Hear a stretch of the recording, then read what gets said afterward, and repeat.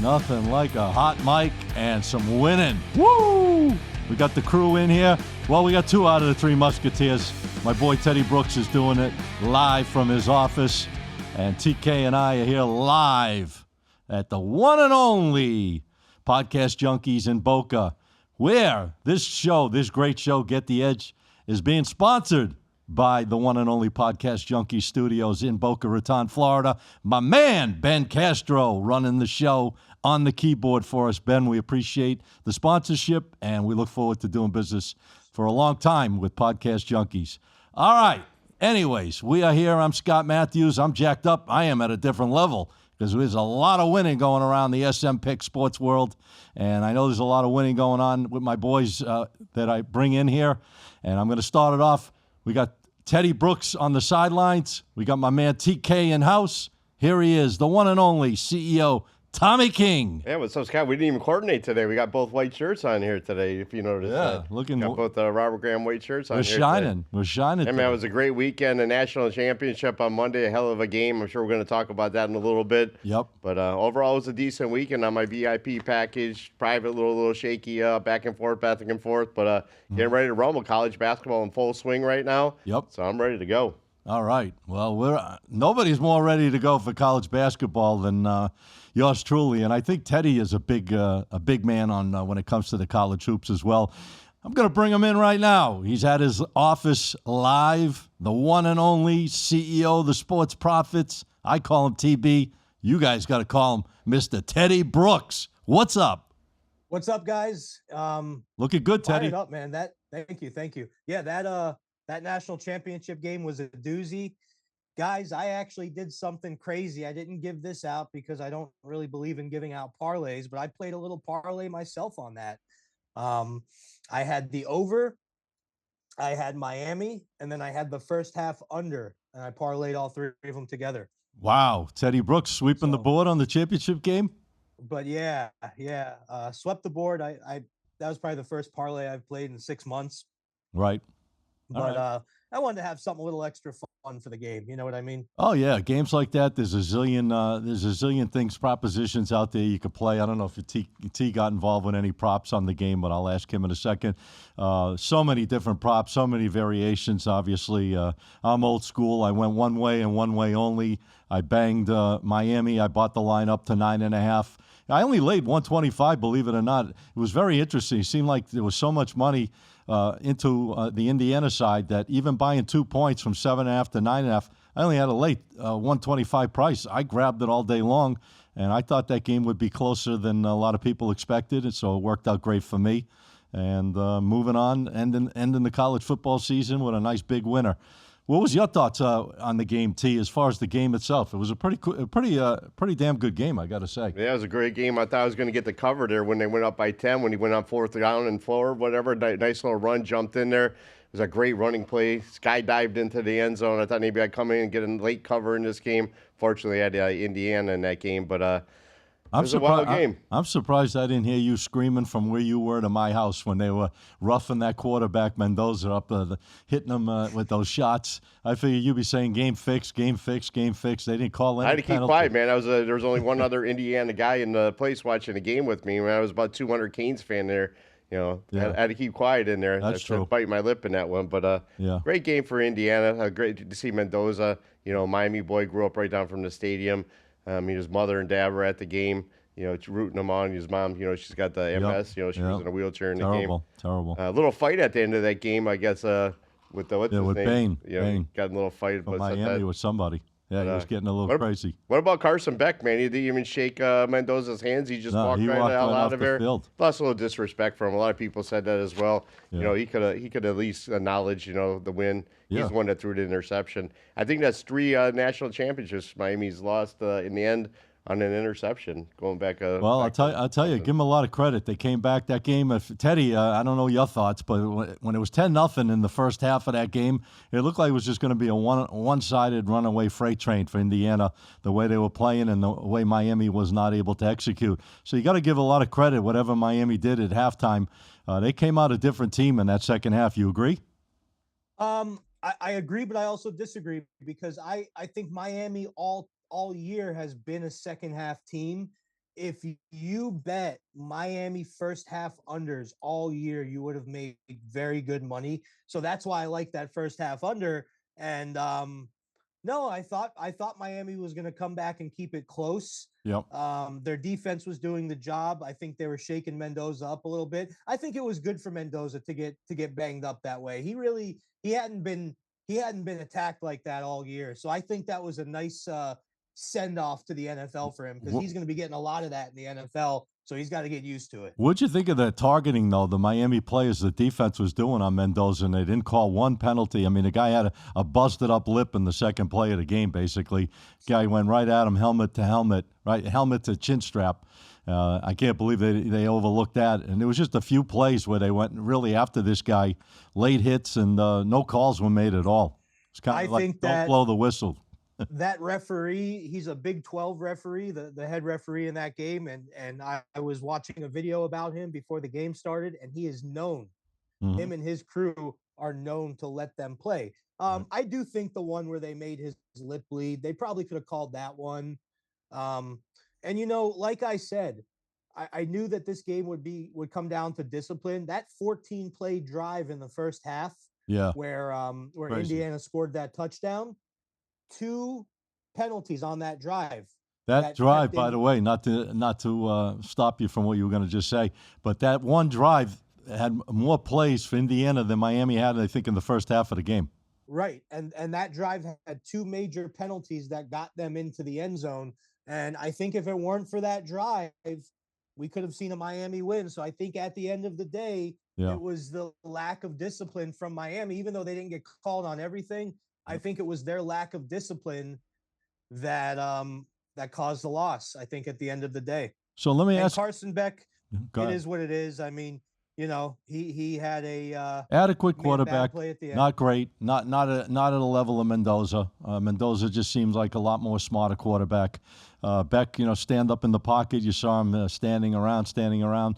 Then when he got some, you know, obviously receivers open, he was making some noise. But for the most part, that defense of Indiana was just closing the walls down on him, made him look adequate, if not inadequate at best. You know, especially in the first half. Obviously, came out different animal a little bit when you had the running game going. That opens up that passing game. But let me ask you a question, because I thought you liked Indiana originally. Did you jump off it at the end and go with Miami?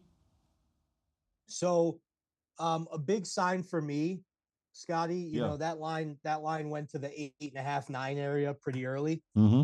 And if you looked, all the money was on Indiana, 80%, 85%, depending on which sports book you looked at. Right. And then that line came back to 7.5. And guys that are watching this, when you see a line move up early like that from 7 to 8.5, 9, and you see 80% of the money's on one team, and then you see that line come back to 7.5 or 7, that's a telltale sign to roll with that dog.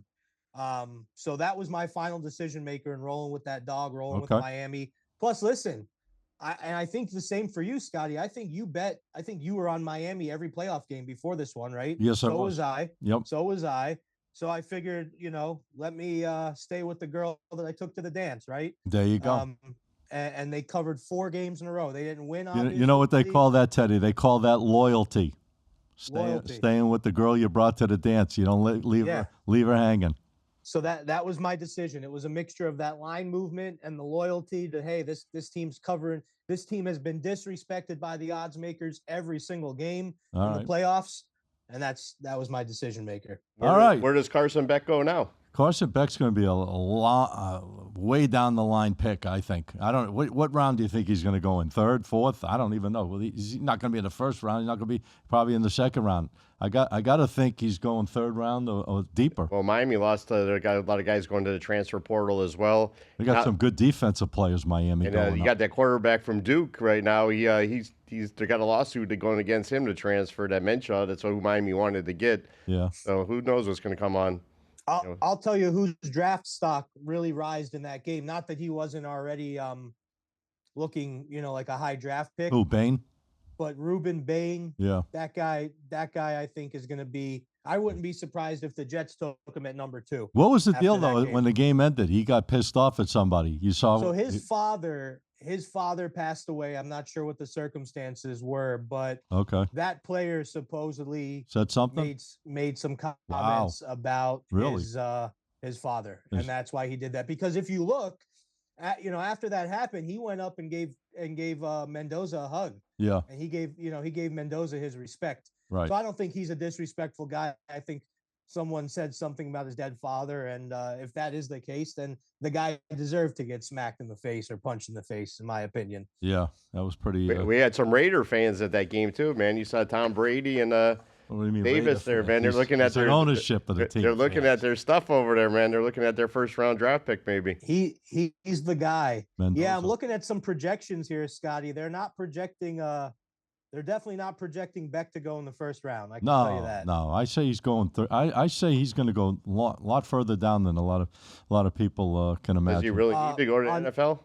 Yeah, he's going to go. On most the average position he is showing is 99th, which would be Third round. Late, early, Actually, fourth day three, round. late, yeah, fourth or fifth round pick. Yeah, that's what I'm thinking. I think he's going further down the charts than a lot of people think. Mendoza's a shoo-in, I think, for number one, unless I just don't picture anyone jumping him. Just his class level, the way he executed, the way he plays the game, his intelligence, and so forth and so on. There's so many variables that are positive bringing a young guy like that into your team, into your clubhouse, your locker room, whatever you want to call it.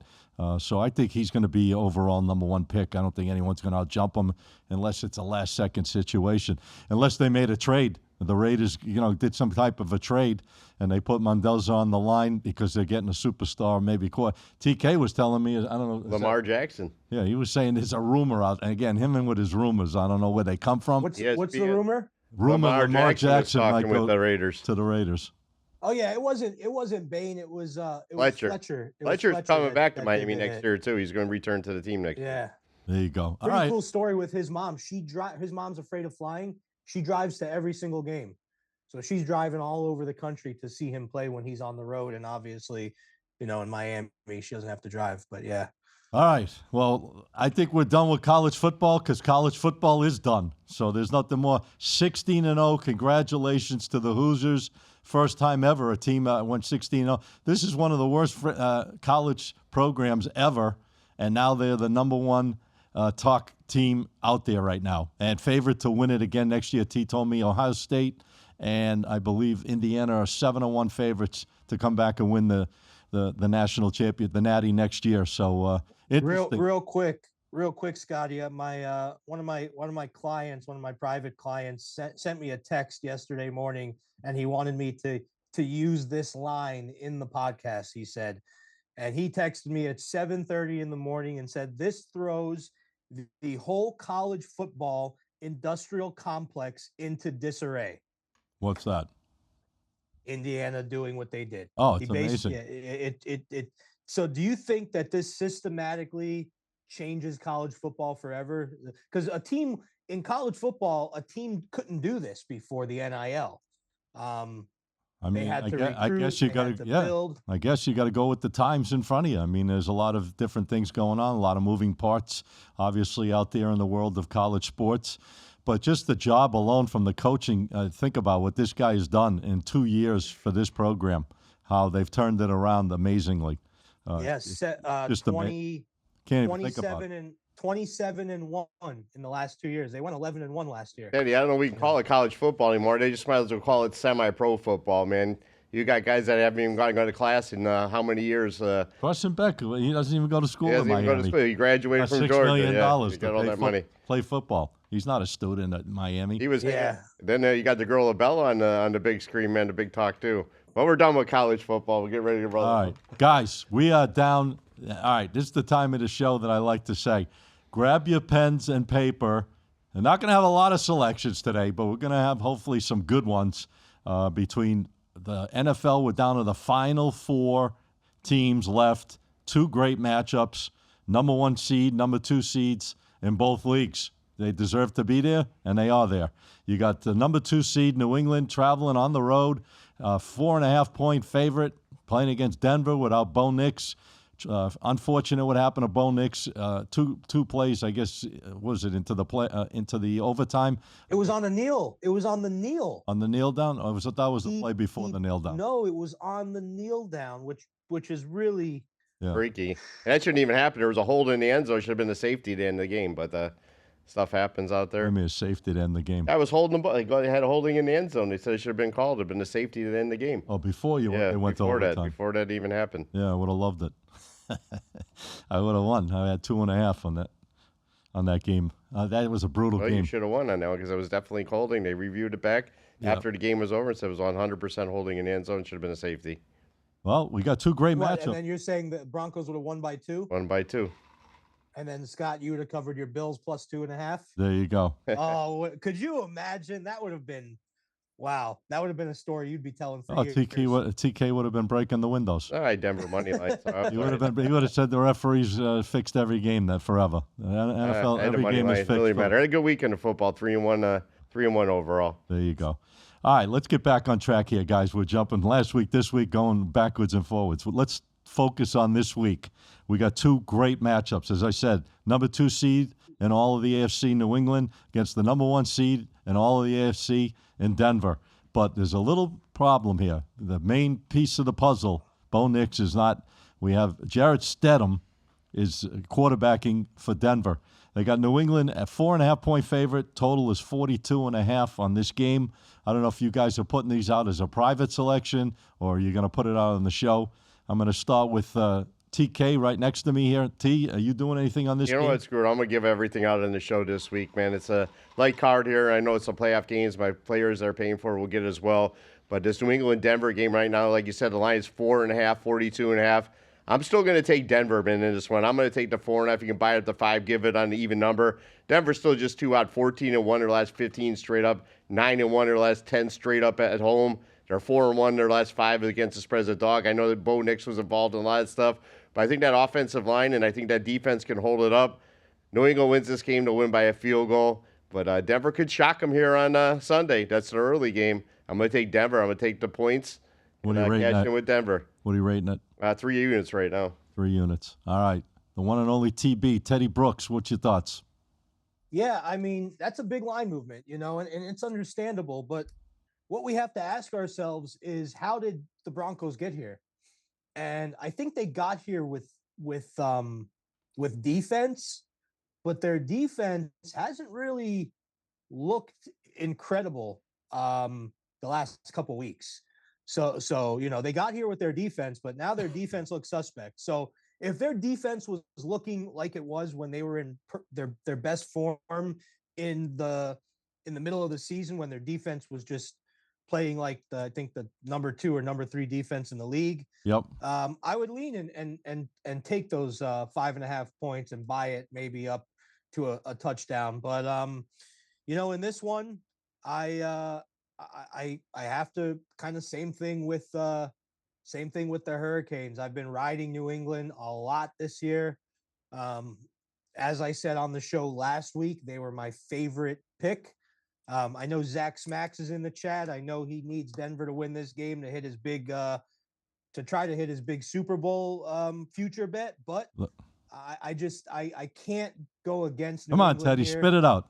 No, I'm gonna take my time on this one because there's only a couple games, and this is a conference championship game. All right. But I just think Drake May gets better and better, and they pretty much manhandled. They made the Texans look like not a playoff team when the Texans had a very good finish to the year. So I'm going with New England. I'm not going to touch it. I think they win by a field goal. I'm going to leave it at 5.5. Is it still at 5.5? 4.5, 5. It depends in certain spots. And the money line is 4.5. I'm showing right now. Yeah. Yeah. The thing that's blowing my mind right now. This game's 4.5, but they got a money line of -250. New England on a 4.5, so they're really giving a lot of respect to New England just on that money line.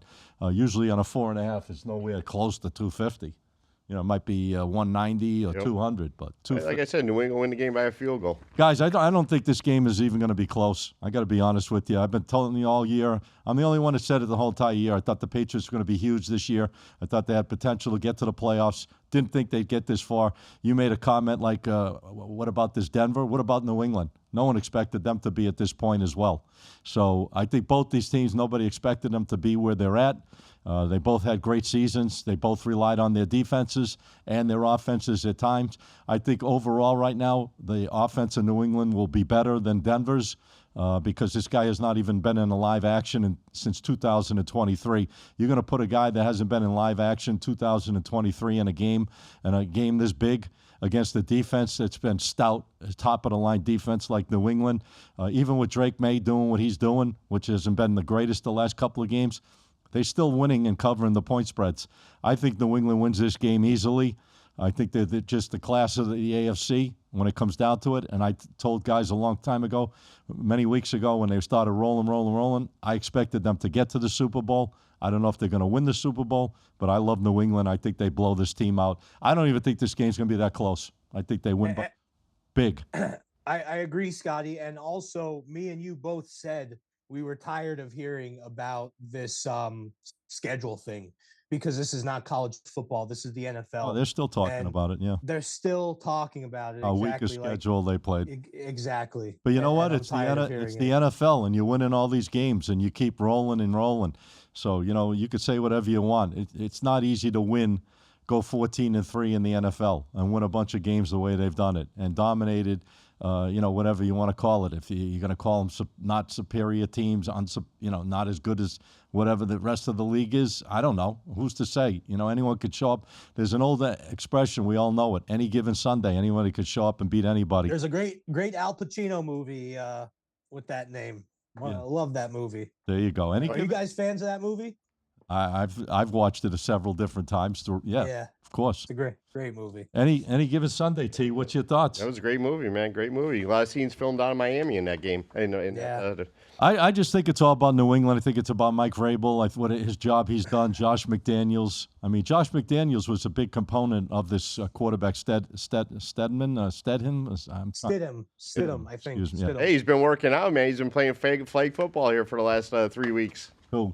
The quarterback for Denver, man. He's been throwing the ball around. What ball? Now, one thing that I will say about football? these games. Flag football. One thing that I will say about both of these games is you have two very experienced Super Bowl winning head coaches in Sean Payton and Sean McVay, the Seans, against two great coaches, but not really head coach experience. Both of them are only in their first and second year of head coaching in Mike Vrabel and Mike Vrabel McDonald. coached for Tennessee for a while. He coached for Tennessee for a year. Took him to the playoffs, think, right? No, I think he was there about 4 or 5 years. Was he really? Yeah, I think so. Okay, but he wasn't in a Super Bowl. The other two coaches, the two Seans, have Super Bowl rings. When was Sean Payton in the Super Bowl, though? 15 years ago. Well, I will say this: a lot has changed in 15 years. I think I was not. It might have been more. McVay has been in there more recently because the Rams won the Super Bowl. Was it about 4 years ago? 3-4 years? Yeah, I think Peyton was almost like 18 or 19 years ago. Yeah, I think it was like 2007. Yeah, it was a while ago. Well, whoever you got this Rams Seahawks game, whoever wins this game is a Super Bowl winner, in my opinion. They'll be at least a 6-point favorite over either of these teams in the AFC. I think Rams Seahawks winner is definitely the Super Bowl winner. That's my opinion there, and they'll be at least a 5-6 point favorite plus for the Super Bowl. This game is very interesting. The Rams and the Seahawks. This line has been slowly coming down. It opened at 3.5. I've seen 3s. Now I'm seeing 2.5s. A lot of money is going into the Rams on the road playing against the Seahawks. I think that losing their running back really could affect the Seahawks on that ground game. Going to put a lot more pressure, obviously, on Sam Darnold in the passing game. And, sometimes he's made mistakes against this Rams defense. If you remember, I think he threw 4 picks in one of the games, and was still covered. Believe it or not, I think the final score was 21-19, and they had 4 interceptions in that game. So he is known for making mistakes against a team like the Rams and the Rams type of defense. But Teddy, are you doing anything on this game? This is a tough one because Seattle has looked, better in their playoff game. The Rams had a couple tough fights. They went late with the Panthers, and then which I think the Panthers are not a good team at all. Mm-hmm. And then obviously they went to overtime against the Bears. I think it was a little bit of a miraculous overtime with that throw that Caleb made. That throw, we didn't talk about that. That throw was incredible. Crazy. That brought them to overtime. Yeah. I thought he was running to the other end zone and he was going to throw it the whole length of the field. He started on the drive, like on the 12 or 15 yard line, that 4th down play, and then he ended up backing up to the 40 yard line when he threw the ball. It was like he went backwards 25 yards, and crazy play. Incredible display of arm strength, incredible display of accuracy there. Yep. But yeah, I mean, this is a game where you got to look at both teams, and it's like the Rams, I think, are being a little bit disrespected. But what did you say the line moved to? Because I got 2.5 and 47. It was 3. I don't think they're being disrespected. Yeah, look at this, man. At all. The Rams almost lost to the Bears. You want to talk about a strong arm? How about that throw for the Bears to tie that game up and send it to overtime? That's what we were just talking That was a hell of a throw. Yeah, we were just talking about that. Caleb Williams backing up on that 4th down. Was 4th and 4. 4th and 4. And 19 seconds, 18 seconds. I needed it, man. I needed every too. yard. I had the Bears in that game, plus 5. I bought it up to 5, so I needed every inch, and I got it. Thank God. And went into overtime, and it became a field goal. I don't think they're getting disrespected at all. I think the line right now is showing you that this game is pretty much what it should have been. A game opened around 3.5. Home field advantage in a game like this. Seattle, the number 1 seed.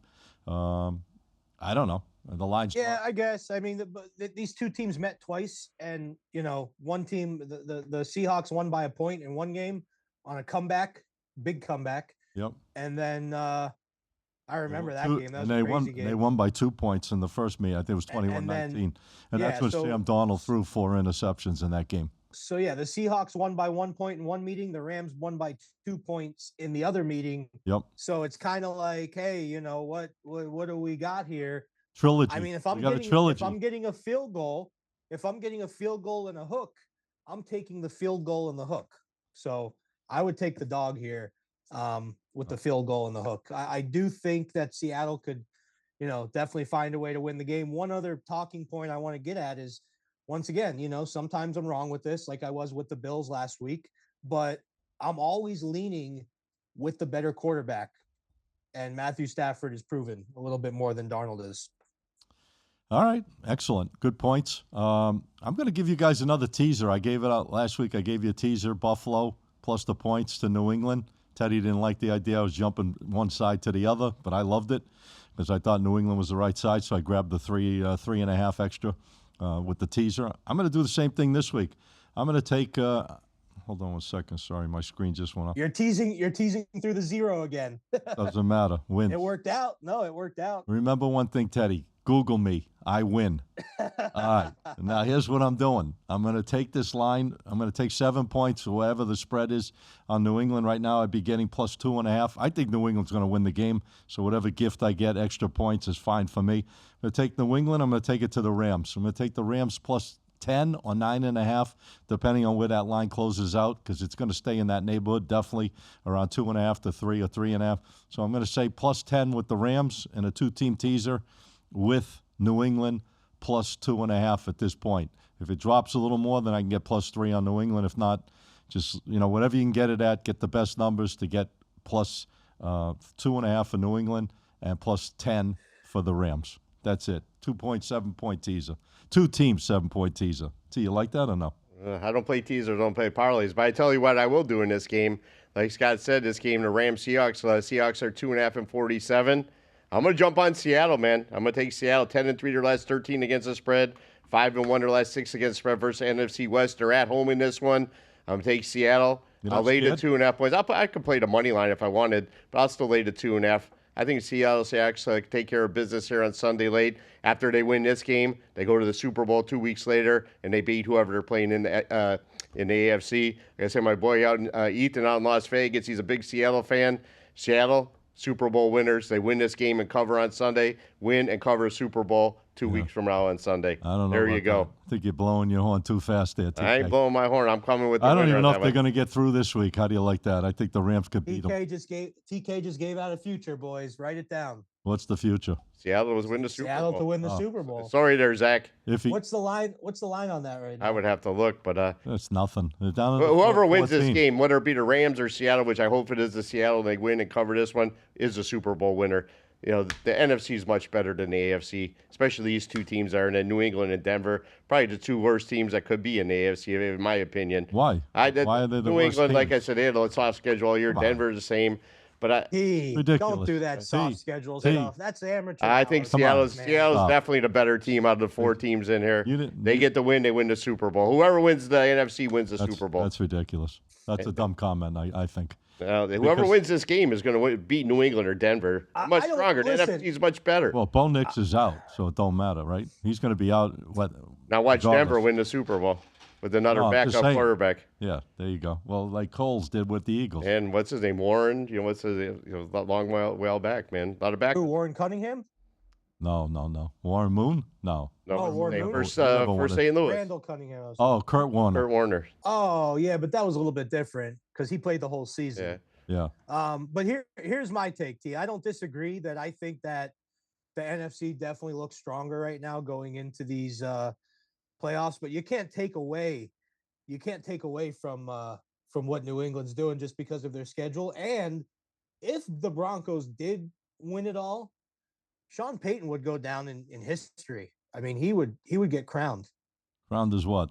No Super Bowl winning coach has gone to a second team and won the Super Bowl with that team. It's never happened. So Sean Payton, with his situation right Don't here. worry, Teddy. Teddy, you're in good hands. It's not going to happen. Teddy, you know what I'll be watching? Don't worry. You know I'll be watching on Super Bowl Sunday? College basketball. There'll be no history written on that game, trust me. Because New England's going to go in there and do what they do best, and if they show up with an A game, their A game's better than Denver's, and that's all. I'm just saying he has a chance to make. No, history. Of course. Like I said, I'll be watching college basketball, or I'll take the day off and go fishing, man. Because either way, it's a shitty Super Bowl, from my opinion. All right, that's it. I think we touched base on the NFL. We gave out a lot. I gave you a teaser. I like New England. If I'm playing New England, by the way, I'm going to buy that line down to 2.5 on the straight bet. I'm going to lay the heavier juice, but I play it on the teaser, 7-point teaser, New England plus 9.5. Plus 2.5 or 3, and put it with the Rams plus 10 and the 7-point teaser. That's how I'd play that as far as that goes. And I like the Rams. I'd go to 3.5 on the straight bet. So I'm giving you all the angles that I feel on both games. Teaser and 2 straight bets. New England minus 2.5 and the Rams plus 3.5. Boom. Couple props I'm looking at. I'm looking at some Stidham unders here. This Seattle defense is tough, and I think they could just absolutely shut him down. What are you talking about? Seattle's not playing Stidham. I'm sorry, the New England defense. I think they could shut him down big time. So I'm looking at some of his unders, under 192 passing yards, under 19 completions. Very interesting. And then another guy I'm looking at is Butte.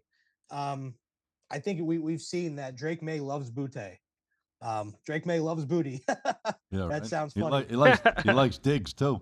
Yeah. Ben got a kick out of that one, huh? But Booty seems to be his guy lately. I mean, I'm almost looking at a little plus EV on plus 265. Kayshawn Booty anytime touchdown. I'm looking at his. Are you giving these out, Teddy? Though I mean, I'm just telling people what to look at. Look at his props. No problem. And consider betting them. Yeah, no. I was just asking if you had given the people out the play to play them. That's all. I'd probably do a defensive touchdown in the New England-Denver game. How was the weather, by the way, to set up to be in that game? Is it going to be the same weather conditions? It's too early yet, actually. Too early. Yeah, it's too early. Too early to tell. And we always talk about this, guys, but sometimes we say things on this show and then we change our minds after. So a perfect example of that is I definitely leaned towards a Rams blowout last week. And then as I did some further research, as I sat down with my team and talked about it, we made a decision to make our play on winnable the Bears +4, which obviously they covered that. So, just because we say something on the show and we talk about it all the time, it's not the final answer. You got to let the information come in, let the numbers come in. Same thing with that Miami game. So sometimes when it comes down to game time, the decisions change. All right, excellent. Well, that's why you got to watch and see what's going on. You got to check out injuries that could occur during the week before these games. You never know. Weather conditions play a big role in it. Line movements play a big role on it. There's a lot of variables that go on to the work that we do here. I'm speaking for myself, but I'm sure these guys do the same, same stuff I'm doing, obviously, as far as checking things out and all different angles to try to get that winning edge for all our players out there. All right, that's it for the NFL, guys. We got a lot of basketball going on, Teddy. I don't know if you've been jumping. I guess you're jumping in full throttle with NBA and in college baskets, but we got a pretty damn good-sized board of games going tonight. I think we should touch base if you guys got anything you're looking at.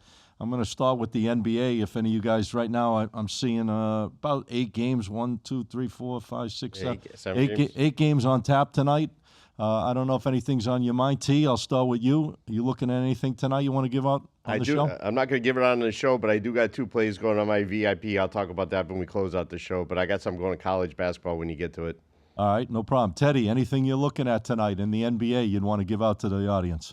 I am. So as you guys know, my NBA has been more voluminous this year than in the past. I've actually been dabbling in the NBA, and I've been pretty successful with it. Mm-hmm. I like the Thunder tonight against the Bucks. Couple quick. I'm going with the TK style on this game, and I'm looking at some trends. Obviously, we know the Thunder are best team right now in the NBA. So some people might say, it's no brainer, but it's -9. Milwaukee Bucks 1-5 against 11.5, Teddy. Well, it's moved. When I set this up, it was -9. But couple things, and I would move this thing to 10. Couple things. Milwaukee 1-5 against the spread in their last 6 games at home. 1-4 against their spread their last 5 against a Western Conference opponent. And OKC has been hot 3-1 against the spread in the last 4. So that's something to look at here. So I'm on OKC in this game. Strong play, light play. How you rating it? I would say a 3-star out of 5. Okay. And also look at that line movement's pretty significant because I set this up. I wrote this little write-up I have last night for this game. So obviously the line's moved about 2 points since I wrote this. So I don't think the Bucks have covered a game in January at home. That's what I'm saying. They have been cold. What happened to Giannis, man? The great Giannis. I think the Heat. Teddy, didn't you say that the Giannis they were trying to get him? They were trying to get Pat Riley. He screwed up a couple of trades. Jay Morant. He screwed up a couple of things. That poor Giannis. He's letting his career just go down. He won a championship with the Bucks. I get it, but since then, man, they're just going like straight downhill. I don't know. The poor guy should get a break, and hopefully they can move him to a team that has a shot and give him at least. He said he doesn't want to. He wants to stay with the Bucks. He said he wants to stay. Isn't his brother coming, or does his brother? His brother. I don't know. His brother's the bench warmer. Yeah, he's like the cheerleader, but he's good. He's good emotional support to the team. All right, so that's your play tonight, Teddy. 3-star play on the best team in the NBA, OKC Thunder. -11.5. You're saying you want it down to 10. I would, yeah. I put it in at 9 last night when I got the early line. I was doing my preparation for this show late last night. I saw the line at 9. Okay. I took it, and it's moved, but gotta keep with it. Hey, speaking about the NBA, man, what's going to go on with Jimmy Butler, man? Is he going to retire next year after this torn ACL? No. Does he keep playing? He's going to keep playing. All right, let me tell you what I got going on tonight, guys, because my stuff's been doing some really, really sensational winning.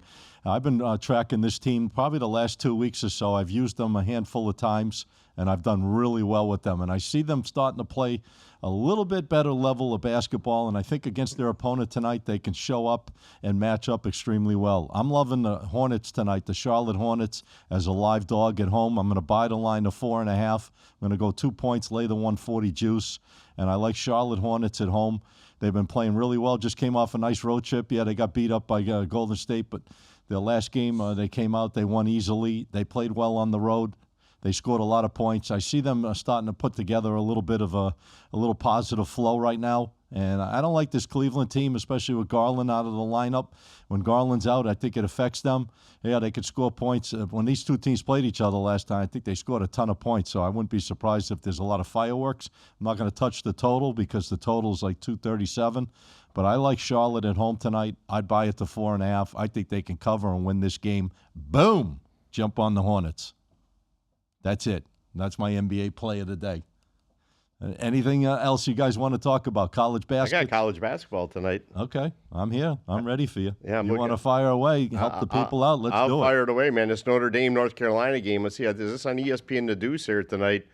North Carolina right now, the line they've opened at 11. It's up at 14. I'm going to take Notre Dame. I'm going to take the 14 points in this one. North Carolina just 1-4 their last 5 against the spread. Notre Dame, man, they're great on the road. 5-1 their last 6 against the spread on the road. And guys, I give out a lot of trends. That's for the videos and whatnot. That's not really the reason I'm using the game. I use my power ratings here. I got North Carolina winning this game by like 7 points here tonight. This is a game I'd say take the points. You probably don't need them, but you're definitely going to need the points against North Carolina tonight. You keep saying that all the time. Yeah, but this one, needed the points. In this one, you're going to need the points here. Yeah. I'm going to take that it. About the Bears, too. I took the points with the Bears. We needed it. We got lucky in that game. But I'll take the 14 against North Carolina. I think North Carolina wins this game by 7 to 10 points here this evening.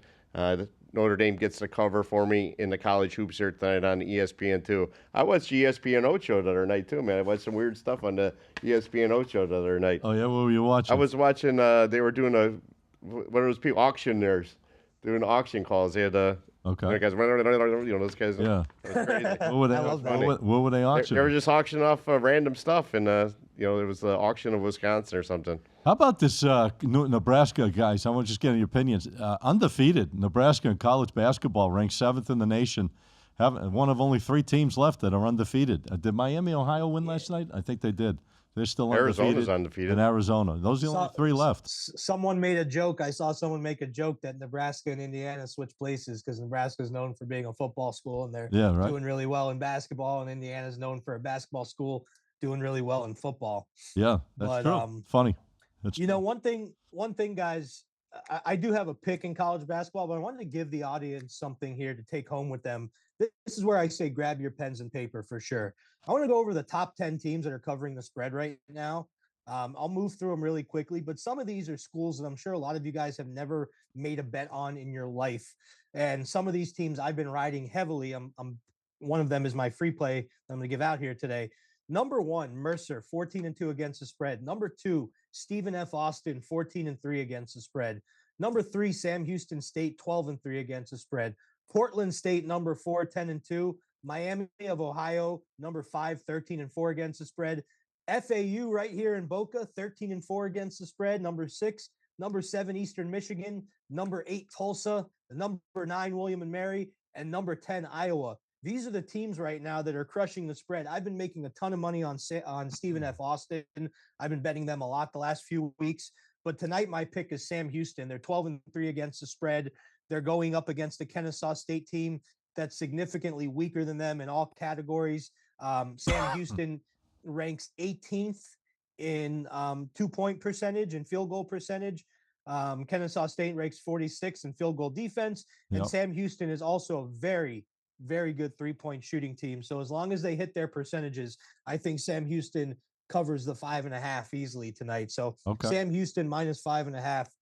That's a little bonus college basketball plays free for you guys. Teddy I'm Brooks. only giving it away on this show. Teddy Brooks giving it away, ladies and gentlemen. Grab it while you can because you should be paying for that stuff with Teddy. So he's being in a good mood today. One other free play I'm going to give out tonight. I like Temple on the money line tonight in college basketball. I thought they played pretty well in their last game. They've been showing up to play. They play a pretty tight defense, and if their offense shows up, which I think they can in this matchup tonight, I'm going to play the money line on this game They're playing Rice. I think they can definitely handle a team like Rice. They got them 1.5 on the road. I'm just going to money line the play. It's short odds, on the money line. So I like Temple money line against Rice tonight. I would rate this game 3 on a scale of 1 to 5. So that's it. Again, Charlotte plus 4.5. Buy it up to 4.5, guys. I like to alternate the spreads. Everyone says, why? Because I like to get the edge on these games more so than everyone else. If I really like a game and I really think the number can be adjusted to make it even that much stronger, I'm going to win at probably a good percentage of these games, which I have been doing for the last several months. So it's been working out even with the extra juice flow. Everyone says, why do it? Why do it? Because I've cashed a lot of tickets doing it over the last several months. So I'm going to keep riding what's working. So I'm going to take this line up to 4.5 with Charlotte, and I'm going to play the money line with Temple. That's all I got in baskets tonight, guys. That's all I got. Notre Dame. Another one's going off of my VIP here tonight. So Teddy, you coming back next week?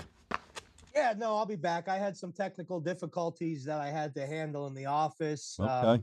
How's the turtle, man? You keep a turtle warm?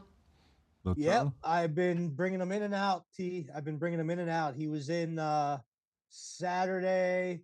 I brought him, so he was in whenever it was cold. I think I brought him in Friday. I put him back out Saturday. I let him sleep outside Saturday night. Then Sunday, I brought him in. He had to sleep inside Sunday night. And then I brought him back out yesterday during the day, and he's back out now. Now a week from tomorrow, I'll have to bring him because it's going to drop back in the 40s again. Teddy, I got about 3-4 foot long iguanas frozen from the other night. Can I bring them over? You can thaw them out a little bit for me. I can take care of them for you. They were frozen on the tree, Teddy. I didn't know what to do. Did they fall out? No, they didn't fall out. I think they woke back up though because I don't see them there. They thaw out. They thaw. It's really incredible. See, the tortoises. Isn't it nuts that they can freeze up? Why can't a human do that? Freeze up, and then all of a sudden, 2 days later, you're back alive again. Yeah. I mean, that would be beautiful. Yeah, my tortoise would die. You like that, Ben?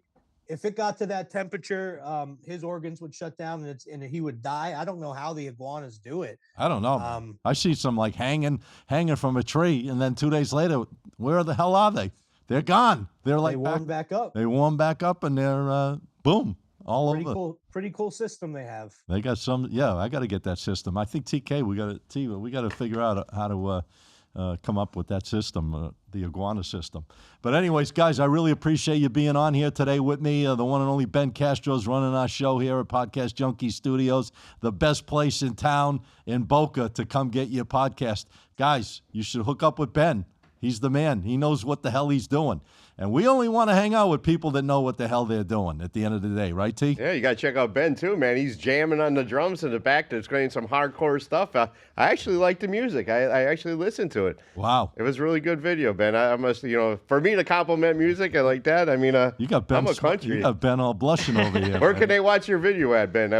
That's one of our bands. It's called RAS. And they got a great, we do a great tropical punk show. So I didn't recognize your hair in the video, but I know I looked a little hardcore there, didn't I? Yeah, well, you wear suits. You wear suits in the studio, Ben. So it's a very different look for you. I was watching that video also. I saw you post it on Instagram. That was pretty cool. But yeah, man, I love this studio. There's so many studios out there. They're popping up left and right because everyone wants to do podcasts now. But I think if we keep pumping Ben like this, we might get an extra 5 minutes a week out of this. he might let us run like an hour and 5 without cutting us off. Well, we'll need that for football season. I don't know if we need it this time of year, but for football season, we'll need it. All right. Well, listen. Thanks, guys. No problem. Anytime for you, Ben. All right. Teddy, where can the people find you? Because you got more content than anybody I know in this business out there. You got some good stuff going on each and every day. So let the people have an opportunity in seeing it, touching it, feeling it, and being a part of it. Where can they find you on social media? Yeah, so I've been actually slacking on my content the last couple of weeks, but we're going to crank it back up here soon. You can go to my IG. It really is the center point of everything. And the one thing that sucks is I wish everyone had Instagram. Some people don't like Instagram, so that they don't have it, and you really miss out. But if you do have Instagram, go to @the_profits_pick, no S after pick. You're gonna see a blue check mark. Make sure you see that blue check mark. Stay away from any page that looks like ours without the blue check mark. We're gonna post like even this podcast that we're doing right now, I posted the link there to watch it. So anything that I'm doing is going to get posted there. It's the best place to go. There he is, ladies and gentlemen. We miss you, Teddy. We feel you, but we miss you. We'll catch you back here next week on the show. All right, here he is. What more can I say? The man, the plan, CEO of TKwins, Tommy the Hitman King. Where can the people find you? Because you got a lot of great stuff you're doing. And T and I every day. Guys, follow us on Instagram every day, 5:30 p.m.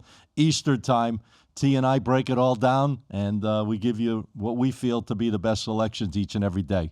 What's up, T? Yeah, I'm the same. I'm the same over there as Teddy, man. The best place to find me is Instagram. If you go right there, check for the blue check mark too, at TKwins. I got to put a lot of content up there daily. Plus, we both got broadcast channels too. Got to put up a lot of specials on our broadcast channel. So if you follow us on Instagram, join my broadcast channel as well. Put a lot of good content up in there. But that's the best place, man. Instagram, TKwins.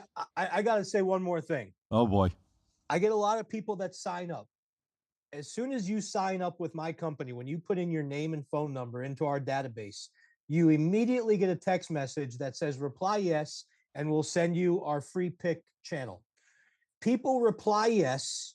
We text them our free winnable channel, absolutely a free channel. You don't have to put a credit card in or anything. All right. And then they'll message us and say, where's the free pick?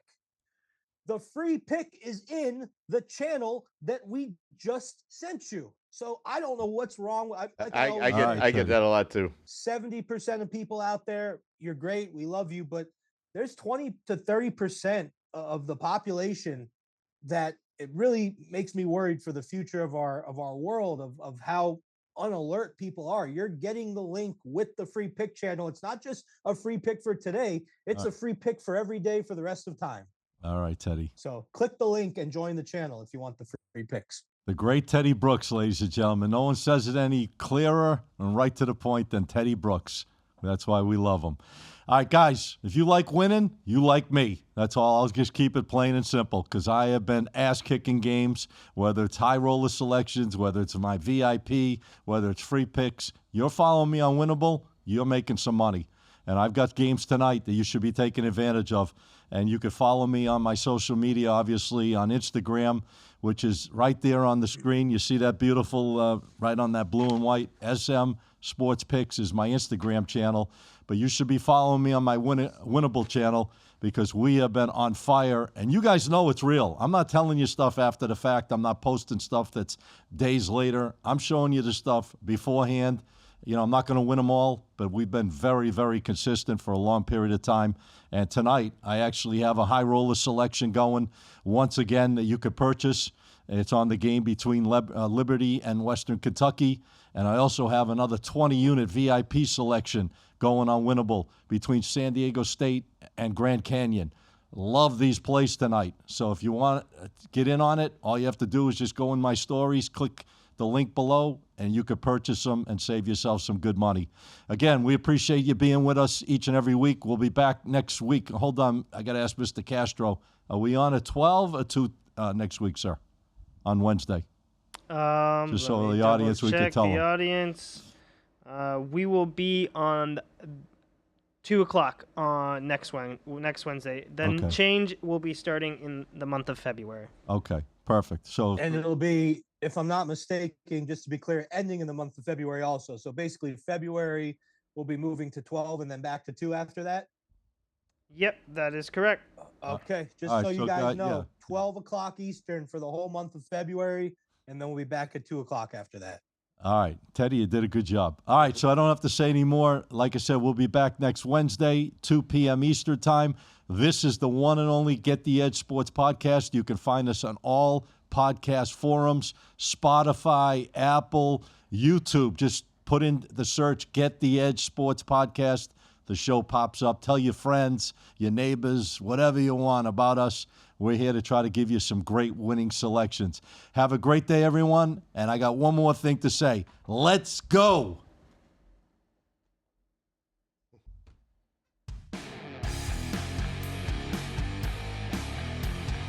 Whew. Boom. Let's do it, baby.